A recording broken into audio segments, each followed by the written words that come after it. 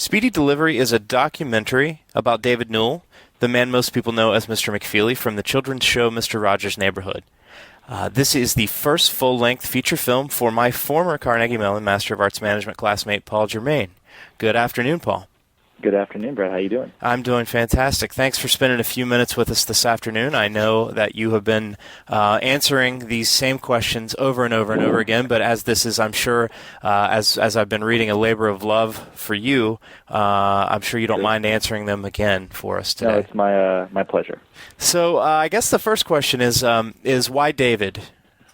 Well, I met David at the Pittsburgh Mills Mall by accident, and I think the way that a lot of documentary filmmakers stumble into a subject is usually by accident, from what I've heard. And I was very impressed with, not only had he been playing this role at that point, I think it was 38 years, now it's 40, or 37 years at the time. I was just impressed by how genuine and authentic he was as a human being. And the more I got to know him, the more I kind of learned his life story, the more I thought people could benefit from kind of seeing that story on a big screen as a documentary film. And it was just an absolute pleasure and probably the most educational experience of my entire life working on this film.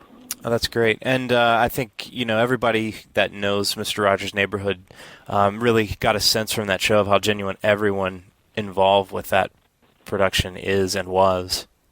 Obviously, and I think one of the great things is how David has been sort of carrying on the torch that Fred Rogers sort of ignited with that show. Did you get that? Did you pick up that to be exactly? That's a big part of the film is how he is kind of selflessly and for no reason other than that he really wants to carrying on this legacy of someone that was a very close friend and coworker of his for almost 4 decades. And the way that David, carries Fred's message is so unbelievable to watch. It's so simple, and it's all about just letting each individual know that they're special in their own way, and that he's, happy to brighten their day. And that's, one thing that Fred Rogers was all about was just, bettering the lives of individuals and, helping them find out what's different about themselves, and how to, use that to be creative, to help others, and to, gain happiness from life. And David does that unbelievably well. Now, this is a sort of a little-known trivia that I picked up from the Post-Gazette website, but Fred Rogers' middle name is actually McFeely, correct? That's true. Okay. So you had an extremely limited budget for this film, and from what I understand, I have not yet seen the film because I was unfortunately out of town during the Pittsburgh premiere. But from what I understand, it's an incredible feat given the budget that you had. Can you talk a little bit about how you were able to make that happen? Yeah, I when I was a college student in undergraduate, I kind of always had this question in my head, the way anyone does when they're dreaming about doing something was, how is it possible to just go out and make a film? Mm-hmm. And I've been, holding a video camera and making films my whole life, and I knew that once I met David, this is an opportunity I couldn't pass up. So I knew that I was going to do it regardless of, what it costs or where I would have to get the funds, and I just kind of figured it out. We got a grant from Carnegie Mellon, from the provost office in Deer and Nair, and we got a Stonehill grant from Pomona College through my co-producer, Stuart Friedel. And Stuart and I shot most of the film together, and I shot the remainder hanging out in Pittsburgh before I moved to L.A., and we did the whole thing for around $4,000, which is, honestly, it's absolutely nothing. It's the price of a camera, a couple tanks of gas, and, a couple microphones. But, really, that figure is low because of all the collaboration and help that I had from a number of individuals who really cared about David, cared about his story, and all of whom grew up on the neighborhood and wanted to work on the project. So I think my own vision helped, but I think the subject matter lent itself to a lot of kind of free collaboration. A lot of people invested their skills and their time unbelievably, and really made the film something special because of it. So I'm grateful to Brian Senti, the composer, who's also a Carnegie Mellon graduate. Yeah, absolutely. And to Fritz Myers, who's also a Carnegie Mellon graduate, born and raised in Pittsburgh, who did the audio mix. And we had a great time collaborating.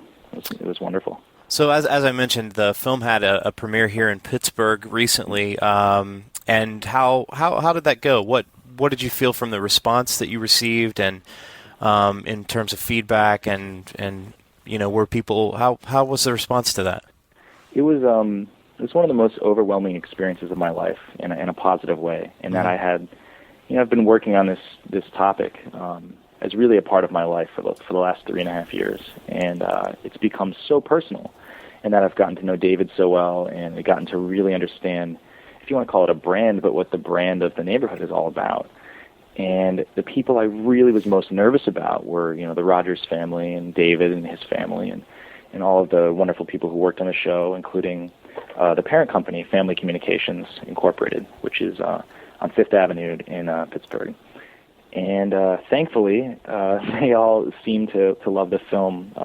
Fred Rogers' wife, Joanne, expressed some wonderful things to me, and David and his family seemed to really, really respond to it. And I think my biggest concern throughout the entire process, especially the editing, was to ethically portray, these people as who they are, which is really authentic, wonderful, genuine people. And I didn't want any part of the film to be a disservice to that. So I was very satisfied with the way, the close family of people reacted, and then the Pittsburgh, public that came, people that I didn't know, they responded very positively. So it was quite a privilege to be able to come back to Pittsburgh and show the film. That's great. And now this isn't your first film, but it's your first full-length, correct? That's right, yeah. I made a documentary film that won a small festival when I was in college about a similar topic. It's a profile piece about a man named Wilmer Bonney, who was this incredibly enthusiastic sports fan for the college that I was at, which was Lafayette College. The film was called Superfan, and it kind of followed this guy around and showed, people's reactions to him and kind of questioned why he did what he did, what he did. And David's story, I started off the same way, right, with questions, and I was inspired by what he did, and I think documentary film is one of the best excuses to really get to know a person, and then to be able to take that knowledge and share it with other people as a result of making a film while you're getting to know them. Do you feel that you are, as an artist, as a filmmaker, that's sort of where you're carving your niche, is in that sort of profile, take a look at, sort of a character portrait in a real-life way? I think what I'm most interested in, and this is, in my everyday life and in documentary, is, individuals that are out there working on something when they really don't have to be.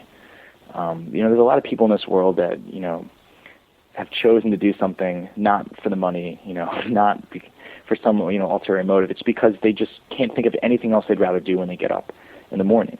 And David is, a prime example of that. This is something that it's so unquestioned and it's so a part of who he is. And I think those types of stories interest me most because when you find a person who's really, passionate about something for their own reasons, there's something deeper behind that, I think, almost always. And usually it relates to their childhood, or it relates to experiences they've had, or how it makes them feel, or how they're able to help other people. And I think learning about those types of stories is a valuable, relevant thing because it helps us kind of better understand our own lives and maybe formulate or understand our goals or formulate better goals, or really I think a little deeper about what it is we want to do while we're on this earth for a short time. Right, and I think that there's no better person to tell those stories than someone like yourself, who, with $4,000 budgets, is obviously in this realm of filmmaking for exactly those reasons. So it's obvious that you're very connected to the work. Yeah, it'll be nice to pay back the individuals who worked on the film, who did me really, really wonderful favors. But you're right. I mean, when I met David, it was just there was no question. It was like I can't pass this up, right? For myself, selfishly, to learn, and then to create something that can, hopefully inspire and entertain other people, as a primary goal.